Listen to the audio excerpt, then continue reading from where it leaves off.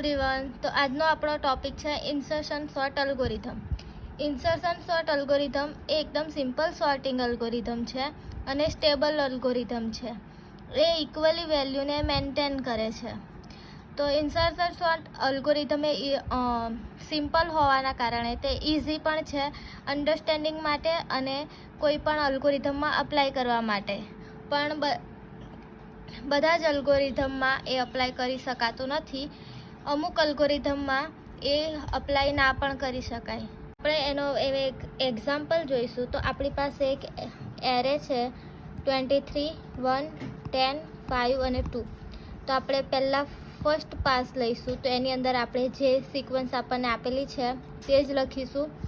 એના પછી આપણે સેકન્ડ પાસમાં પહેલો એલિમેન્ટ અને સેકન્ડ એલિમેન્ટને કમ્પેર કરીશું. તો 23 એ 1 કરતાં મોટો છે તો આપણે એની પોઝિશન ચેન્જ કરીશું. તો આપણે ફરી લખીશું 1, 23, 10, 5 અને 2. એના પછી આપણે જે સિક્વન્સ નવી બની તેને આપણે ફરીથી આપણે લઈશું અને આપણે સેકન્ડ એલિમેન્ટને થર્ડ સાથે કમ્પેર કરીશું. તો 23 કરતાં 10 એ નાના છે તો એની પોઝિશન ચેન્જ થશે અને 23ની જગ્યાએ 10 આવી જશે. તો આપણે ફરીથી એને સિક્વન્સમાં ગોઠવીશું 1, 10, 23, 5 અને 2.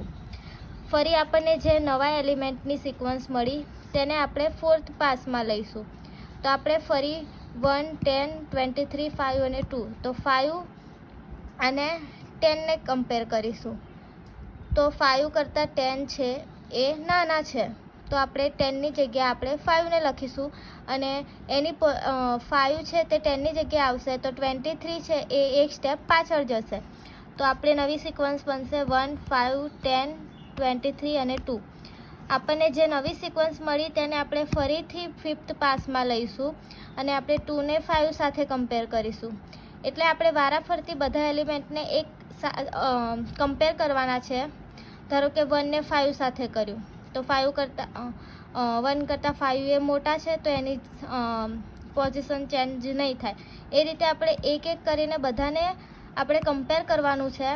પછી જ્યારે આપણે 2ને કમ્પેર કરીએ છીએ 5 સાથે તો 1 કરતાં એ 5 કરતાં એ 2 નાના છે અને પણ 1 કરતાં 2 મોટા છે. તો આપણે 5 અને 2ની પોઝિશન આપણે ચેન્જ કરીશું. તો 2 અહીંયા આવી જશે 5ની જગ્યાએ. તો 1, 2, 5 છે એ 10 કરતાં નાના છે તો 5 એ 10ની જગ્યાએ આવશે. તો 5 અને 10 અને 10 કરતાં એ 23 મોટા છે તો 23 એ 10 પછી આવશે. તો 2, 1, 2, 5, 10 અને 23. તો આ છે આપણો શોર્ટ અલ્ગોરિધમ જે આપણે ઇન્સર્શન સોર્ટની મદદથી આપણે એલિમેન્ટને શોર્ટ કર્યા. તે આપણું આ ફાઇનલ શોર્ટિંગ છે.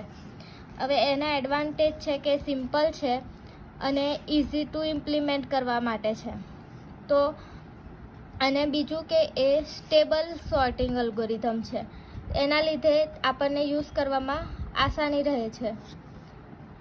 જ્યારે તેનો ડિસએડવાન્ટેજ છે કે તે બીજા બધા અલ્ગોરિધમ કરતાં વધારે ઇફિશિયન્ટ નથી અપ્લાય કરવા માટે.